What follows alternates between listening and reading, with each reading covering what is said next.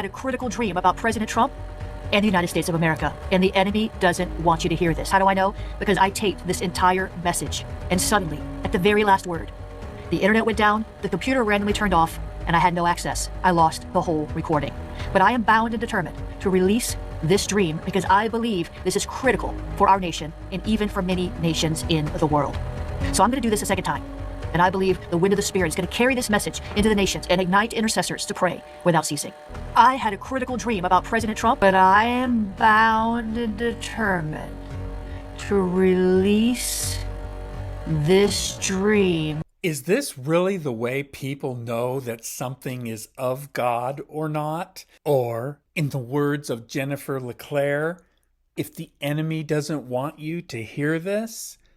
And what about the warning in the scriptures about reading omens, events as portents, signs of good or evil? Pastor Mike here. I want to talk about reading omens today because it's really what we have going on with Jennifer LeClaire's story, and I put it in quotes, about what happened when she taped, whatever that means, a message about a Trump dream she had. I'm not going to deal with the truth or falseness of that today. It's really what we have going on with what amounts to a manipulation tactic on her part to try to get you to watch her video. Jennifer LeClaire is reading Omens. When she says she taped her entire message and then suddenly at the very last word, the internet went down, the computer randomly turned off, and she no longer had access, and then she read that as meaning the enemy didn't want us to hear it. And whether or not these things actually happened isn't the point. They could have, they could not have. We have to take her word for it. But was it a sign, an omen, a portent of, in this case, evil? Or was it just a natural thing that happens from time to time with anybody that records videos?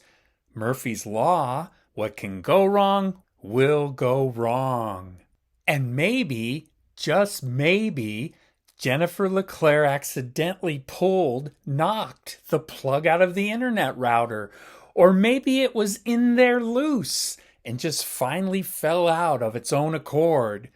And the same thing happened to her computer. I mean, these things can and do take place, and at the most inopportune moment. And really, does someone not save their video files in the midst of their recording so that if something like this happens, they don't lose everything? God does warn us in the scriptures to not read omens.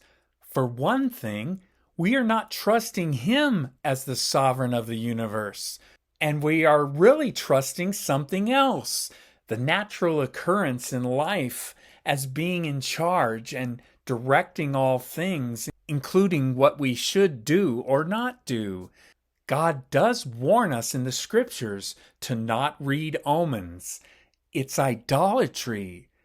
In Leviticus chapter 19, verse 26, the second part of the verse, it says, "You shall not interpret omens or tell fortunes." And also in Deuteronomy chapter 18, verse 10, it reads, and let me just read the entire verse, "There shall not be found among you anyone who burns his son or his daughter as an offering, anyone who practices divination or tells fortunes or interprets omens or a sorcerer."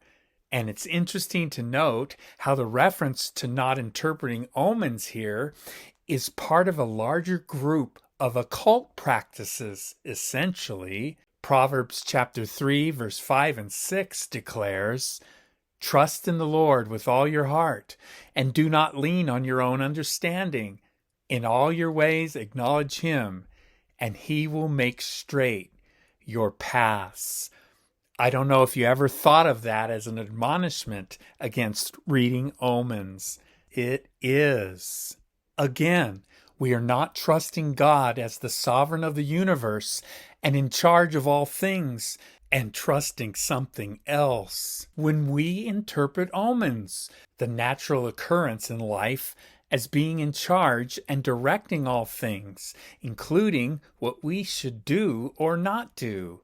And as we see it especially in Deuteronomy 18 verse 10, when we're trusting something else other than God, it's equal to trafficking in the occult, literally consulting with Satan. And actually, if you know anything about Jennifer LeClaire, suffice it to say, she has a very big problem with that very thing.